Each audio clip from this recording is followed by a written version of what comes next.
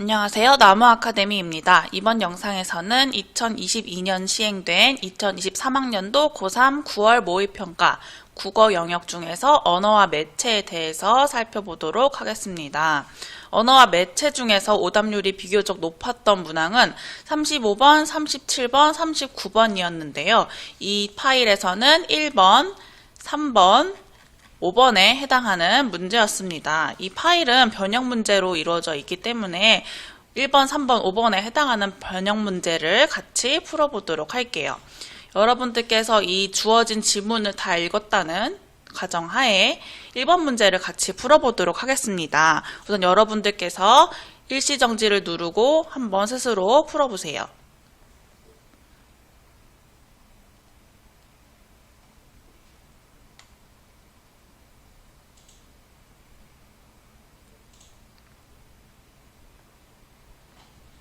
풀어보셨나요? 1번의 답은 4번입니다. 그러면 1번 선지부터 같이 차례대로 볼게요. 속 없는 친구는 그의 말에 현혹되었다에서 속 없는은 구성적 측면에서 기억과 동일한 유형의 합성 용언이겠군. 기억은 쓸모없다. 쓸모가 없다니까 주어와 서술어의 관계를 보여주는 거였죠. 근데 속 없는은 속이 없다의 의미이기 때문에 주어와 서술어의 관계를 보여줍니다. 따라서 기억과 동일한 유형의 합성 용언인 거 맞고요. 이사간 동네는 모든 것이 낯설었다에 낯설었다는 기억과 동일한 유형의 합성 용언이겠군. 낯설었다도 마찬가지로 낯이 설었다의 의미가 되기 때문에 기억과 동일하게 주어와 서술어의 관계를 보여주죠. 3번 그는 우리가 승리하는 데에 한몫했다. 여기에서 한몫했다는 니은과 동일한 유형의 합성 용언이겠군. 니은은 손잡다였어요. 손을 잡다니까 목적어와 서술어의 관계인 거죠. 한몫했다도 마찬가지로 한 몫을 했다이기 때문에 니은과 동일하게 목적어와 서술어의 관계를 보여줍니다. 그 다음 4번 이번 일을 거울 삼아 다음에는 실수하지 않겠다. 여기서 거울 삼아는 구성적 측면에서 니은과 동일한 유형의 합성 용언이겠군. 니은은 목적어와 서술어의 관계였어요. 근데 거울 삼아는 거울을 삼아가 아니라 거울로 삼아의 의미예요. 따라서 니은이 아니라 디귿, 부사어와 서술어의 관계를 보여주고 있습니다. 그렇기 때문에 4번이 적절하지 않은 것이 돼요. 니은이 아니라 디귿인 거죠. 그 다음 5번 볼게요. 누나는 나를 보자마자 뒤돌아 앉았다. 여기에서 뒤돌아는 구성적 측면에서 디귿과 동일한 유형의 합성 용언이겠군. 뒤돌아는 뒤로 돌다의 의미이기 때문에 디귿과 동일하게 부사어와 서술어의 관계를 보여줍니다. 따라서 1번 적절하지 않은 것은 4번이었고요. 그 다음에 이제 3번도 볼게요. 언매에서 가장 오답률이 높았던 게 바로 이 3번 문제인데요. 여러분들께서 형태소 분석을 하는 게 되게 힘들었을 거예요. 따라서 이것도 영상을 멈추고 한번 천천히 풀어보세요. 적절하지 않은 것을 찾는 것입니다.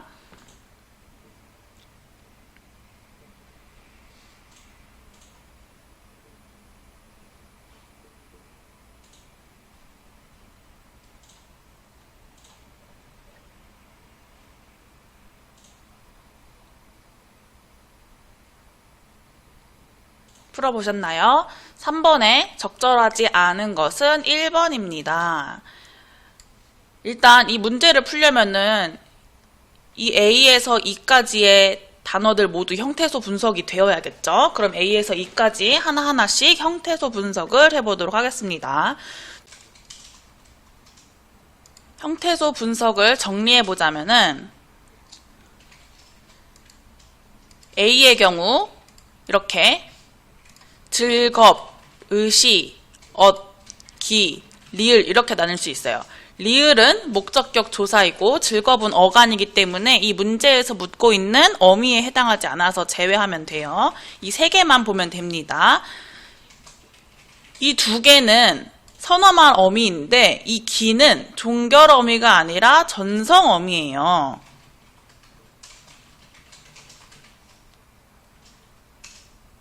명사형 전성어미에 해당하는 거죠. 그런데 1번에서는 종결어미가 사용됐다고 했기 때문에 1번이 틀린 것이 됩니다. 1번 정답이었죠. 그 다음 B도 볼게요. B는 셋을. 여기서 어간은 세다의 세겠죠. 그리고 이렇게 분석할 수 있겠네요. 얘는 제외하면 되고 여기서 엇은 선어말 어미이고 을은 전성어미입니다.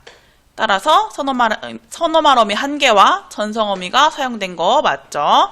그 다음 C, 번거로우시겠지만 이거는 이렇게 분석할 수 있어요. 어간은 제외하고 이것만 보자면 얘네 둘은 선어말 어미고 뭐뭐지만은 연결어미에 해당하죠. 따라서 선어말 어미 2개와 연결어미가 사용되었다는 것 적절합니다. 그 다음 D, 가셨겠구나. 여기에서 중요한 게 가셨겠구나 이것만 보면은 누가 어디 가셨나? 이렇게 생각할 수도 있어요. 그런데 앞에 문장을 보면은 갈증이 가시다예요. 가다에 높임의 선어말 어미 시가 붙은 게 아닙니다. 따라서 어간이 가가 아니라 가시까지가 어간인 거예요.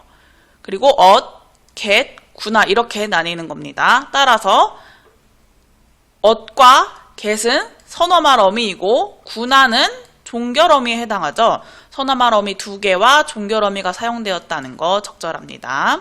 그 다음 다다른.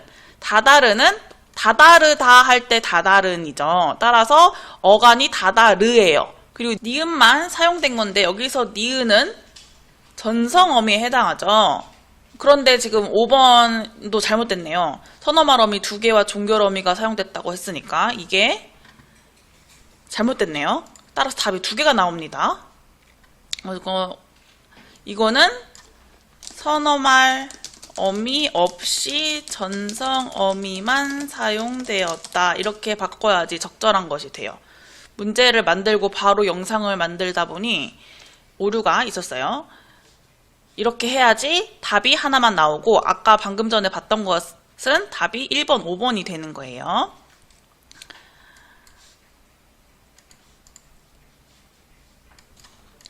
그 다음에는 이제 5번 의문의 변동과 관련된 문제를 보려고 하는데 5번 말고 다른 의문의 변동 문제를 같이 풀어보도록 하겠습니다.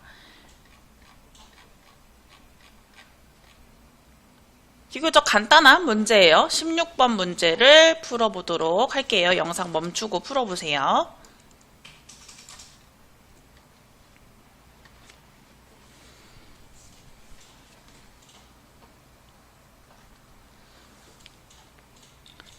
풀어보셨나요? 16번의 답은 4번입니다. 이것도 같이 기억부터 미음까지 순서대로 볼게요. 이거는 여러분들 다 알고 있는 내용이니까 없어도 사실 문제 푸는데 지장이 없죠. 8. 이거는 겹받침 리을 비읍 중에서 비읍이 탈락하고 리을만 남는 자음군 단순하니까 탈락에 해당하죠. 얘는 탈락이고, 그 다음 끝인사. 끝인사는 음절의 끝소리 규칙에 의해서 끝인사 종성의 티읕이 디귿으로 바뀌고 뒤에 오는 음절로 연음된 거예요. 그래서 여기서는 교체만 일어납니다. 음절의 끝소리 규칙. 그리고 먹히다. 기역과 히읗이 합쳐져서 키읔크로 거센 소리로 되는 거죠. 음운의 축약에 해당하죠. 그 다음에 솜이불. 솜이불이 솜니불로 발음되는 거는 없던 니은 소리가 추가된 것이니까 첨가에 해당합니다. 그리고 음운론. 음운론은 리을이 앞 자음인 니은을 닮아 비음화된 것이기 때문에 교체에 해당합니다. 따라서 이 중에서 똑같은 유형인 것은 교체인 니은, 미음밖에 없는 거죠. 그래서 답은 4번이 됩니다. 이 외에도 여러 변형 문제가 있으니까 여러분들께서 풀어보시면 좋을 것 같고, 그 다음에 이제 매체를 보도록 할게요. 매체 지문은 2개가 출제되죠. 그 중에서 첫 번째 지문을 보도록 하겠습니다.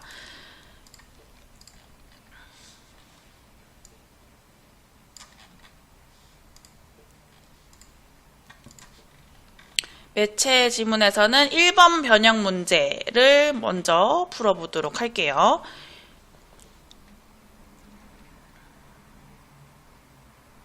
이것도 한 화면에 다 나오지 않으니까 이 필요 없는 이걸 지우고 이렇게 제시를 해볼게요. 한번 영상 멈추고 풀어보세요. 적절하지 않은 것을 찾는 겁니다.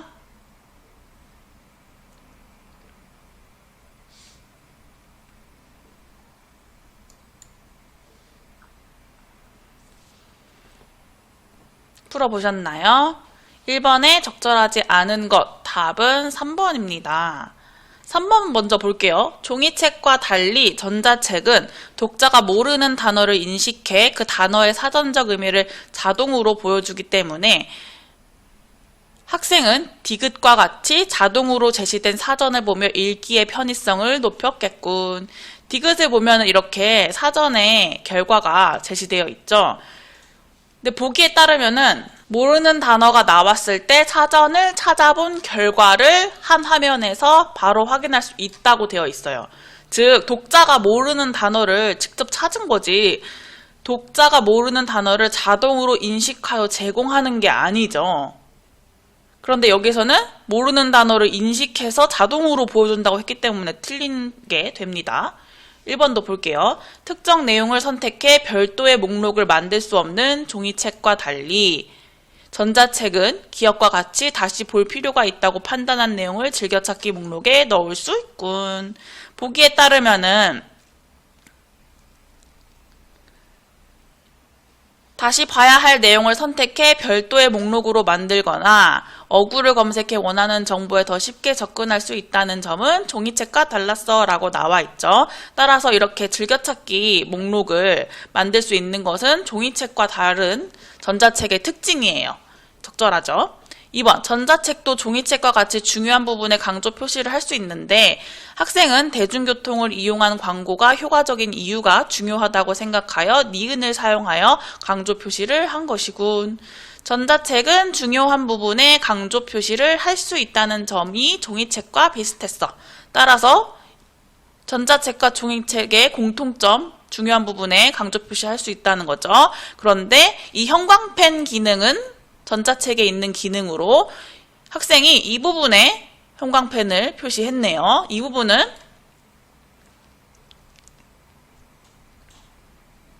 대중교통을 이용한 광고가 효과적인 이유를 언급한 부분이에요. 이 부분이 중요하다고 생각했기 때문에 이 부분에 형광펜 표시를 한 거겠죠. 적절합니다. 그 다음 이제 4번. 종이책과 달리 전자책은 화면 배율을 조정해 글자 크기를 조절할 수 있기 때문에 학생은 리을을 통해 화면 3에서 글자 크기를 크게 하여 읽기의 편의성을 높였겠군. 보기의 마지막에 화면 배율을 조정해 글자 크기를 조절하니 읽기에 편했어 라고 나와 있죠. 화면 2에서는 100%의 화면 배율을 보고 있었는데 화면 3에서는 120%로 화면 배율을 높였어요. 글자 크기가 조금 커진 거죠. 그래서 학생은 이 화면 배율 기능 리을을 통해서 화면 3에서 글자 크기를 크게 하여 읽기의 편의성을 높였습니다. 적절하죠. 5번. 학생은 대중교통 광고 중 버스 광고에 대한 정보를 확인하고 싶었기 때문에 미음과 같이 버스 광고를 검색한 것으로 버스 광고에 대한 정보를 눈에 띄게 확인할 수 있었겠군.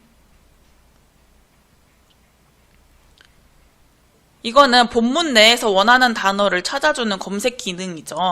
여기 나와 있잖아요. 어구를 검색해 원하는 정보에 더 쉽게 접근할 수 있다. 이게 바로 이 기능에 해당하는 거죠. 학생은 이 본문들 중에서 버스 광고가 궁금해요. 왜냐하면 버스 광고에 대한 학습 활동을 해야 되니까. 그래서 버스 광고를 검색을 했더니 버스 광고에 해당하는 부분이 이렇게 표시되어 나타난 거죠. 따라서 이 부분이 눈에 띄게 제시되고 있어요. 적절하죠? 그래서 1번의 답 틀린 건 3번이었습니다. 그 다음에는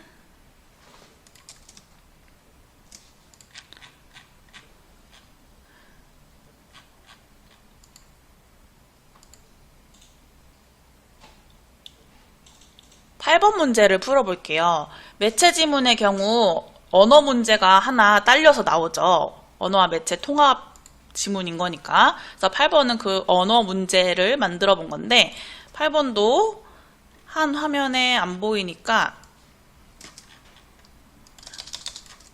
이렇게 제시를 할게요.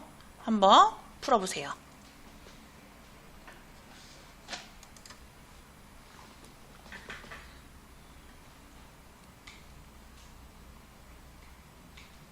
풀어보셨나요? 8번의 답은 4번입니다. 1번부터 같이 볼게요.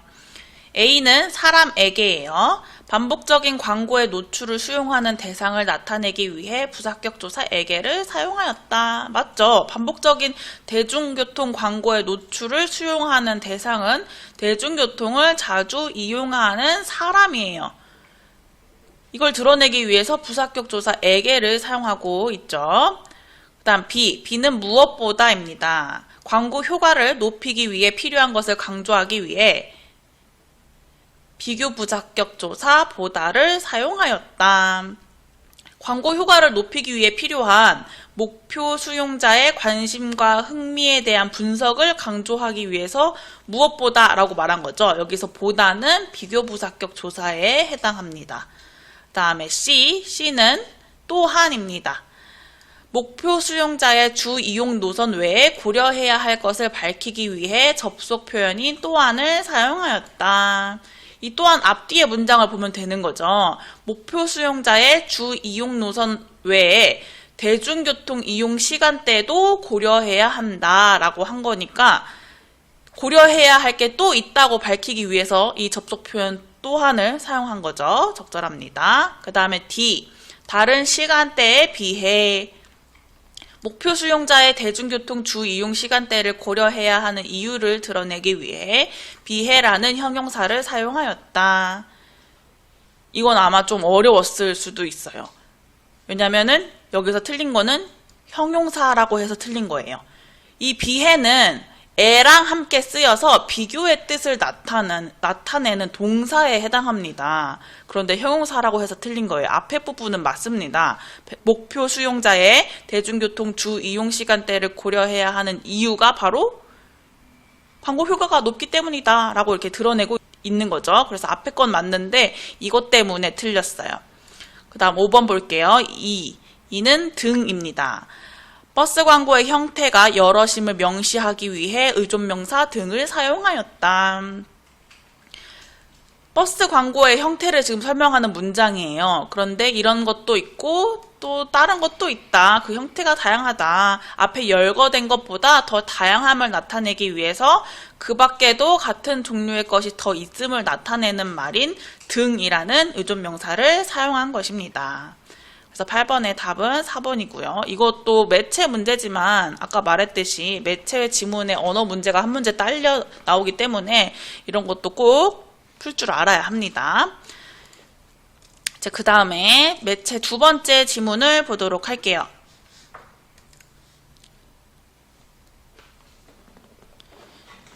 매체에서 자주 출제되는 지문이죠. 휴대전화 메신저로 나눈 대화입니다. 가는 교내 방송의 일부이고 나는 휴대전화 메신저로 나눈 대화예요. 이거는 1번을 풀어보도록 할게요. 가와 나를 비교하는 문제입니다. 이거는 한 화면에 보여지기가 힘들기 때문에 여러분들께서 지문을 다 읽었다는 가정하에 1번 문제를 풀어보겠습니다. 1번도 영상 멈추고 풀어보세요.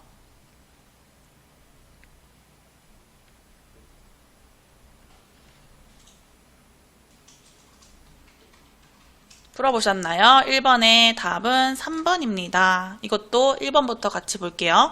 가에서는 정보를 전달할 수 있는 시간의 제약을 고려하여 정보의 양을 조절하고 있다. 이거는 모의평가에 그대로 출제된 선지로 이게 정답이었어요. 옳은 걸로. 가에서는 진행자가 시간 관계상 하나만 읽어드릴게요 라고 말하고 있어요. 왜냐면 방송 시간에 제약이 있기 때문에 그런 거죠. 따라서 시간의 제약에 따라서 정보의 양을 조절하고 있다는 게 적절한 게 됩니다. 그 다음 2번. 나에서는 특정된 개인 사이의 소통이 이루어지고 있다. 가는 개인 사이의 소통이 아니죠. 일대 다의 소통이죠. 그런데 나에서는 민지, 상우, 봄이라는 특정된 개인 사이의 소통이 이루어지고 있어요. 3번. 가에서는 나와 달리 음성 언어 이외에 음향과 같은 다른 요소를 결합하여 정보를 전달할 수 없다. 가를 보면은 진행자는 잔잔한 배경 음악과 함께 청취자의 사연을 읽어주고 있어요. 따라서 가에서는 이런 음성 언어 이외에 음향이라는 요소를 결합하여 정보를 전달하고 있음을 알 수 있죠. 그런데 가에서는 전달할 수 없다라고 했으니까 3번 틀렸죠. 다음 4번도 볼게요. 나에서는 가와 달리 대화 목적에 따라 또 다른 온라인 대화 공간을 설정하고 있다. 나에서는 민지가 말한 걸 보면은 봄이랑 지금 과제 때문에 다른 대화방에서 얘기 중인데 라고 하고 있죠. 이를 통해서 나는 가와 달리 대화 목적에 따라서 또 다른 온라인 대화 공간을 설정하고 있음을 알 수 있어요. 한 명의 여러 개의 카톡방을 설정해서 여러 명이랑 동시에 카톡할 수 있는 거죠. 다음 5번. 나에서는 가와 달리 정보 생산자와 정보 수용자의 구분이 없다. 가에서는 정보 생산자는 진행자, 정보 수용자는 방송을 듣고 있는 땡땡고 여러분이에요. 그런데 나에서는 상우, 민지, 봄이가 서로 정보를 생산하고 수용하고 있죠. 이 셋은 정보 생산자이면서 정보 수용자인 거예요. 그 경계가 없는 거예요. 따라서 구분이 없다는 거 적절합니다. 그 다음에 8번을 이제 마지막으로 풀어보도록 할게요. 가와 나를 참고했을 때 이 친구들이 만들 영상에 들어갈 장면으로 적절한 것을 고르는 것입니다. 이것도 지문이랑 문제가 한 화면에 제시되기 힘들기 때문에 여러분들께서 지문을 뭐 직접 옆에 놓고 풀거나 일시정지해서 왔다 갔다 하면서 보면서 문제를 한번 풀어보시면 됩니다. 8번 문제 풀어보세요.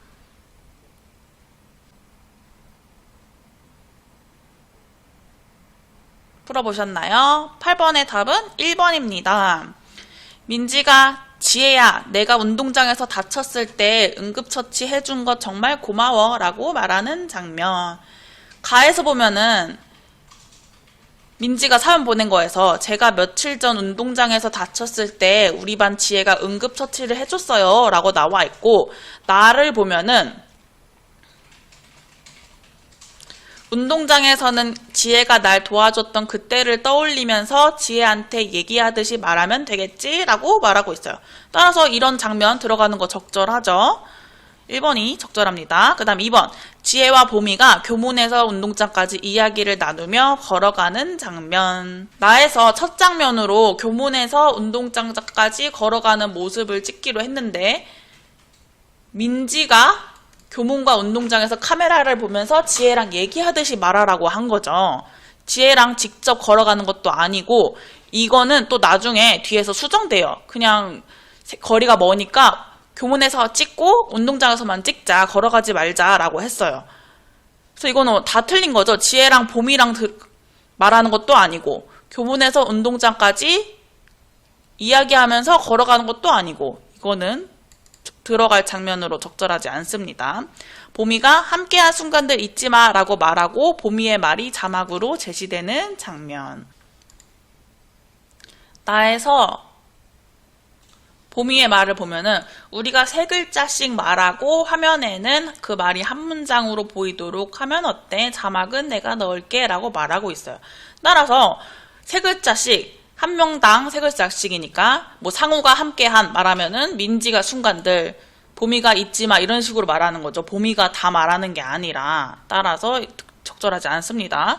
4번. 민지와 지혜가 운동장에서 5층 교실을 올려다보며 교실에서의 추억을 이야기하는 장면. 아까도 말했듯이 지혜는 이 영상에 등장하지 않습니다. 그냥 지혜랑 얘기하는 듯한 효과를 주는 거죠. 카메라를 보면서 얘기하기 때문에. 그런데 지혜가 등장하는 거 적절하지 않고 5층 교실을 올려다보면서 교실에서의 추억을 얘기한다는 내용도 없습니다. 그 다음 5번 운동장 안에 크게 그려진 하트 안에 함께한 순간들 잊지 마가 적혀있는 장면. 운동장에 크게 하트를 그린다고는 했어요. 그런데 그 안에는 민지가 사연으로 신청했던 노래 제목을 넣자고 했으니까 그 노래 제목은 다시 만날 우리들이에요. 다시 만날 우리들이 적혀 있어야 되는데 함께한 순간들 잊지 마가 적혀 있어야 된다고 했기 때문에 5번 적절하지 않아요. 적절한 것은 1번이었습니다. 지금까지 언어와 매체 변형 문제를 간단하게 살펴봤는데요. 이 외에 변형 문제를 풀어보고 싶으신 분들은 나무 아카데미 홈페이지를 통해서 자료를 이용해 주시면 되고 오른쪽에 있는 구독 버튼을 누르시면 더 다양한 정보를 더 빠르게 받아보실 수 있습니다.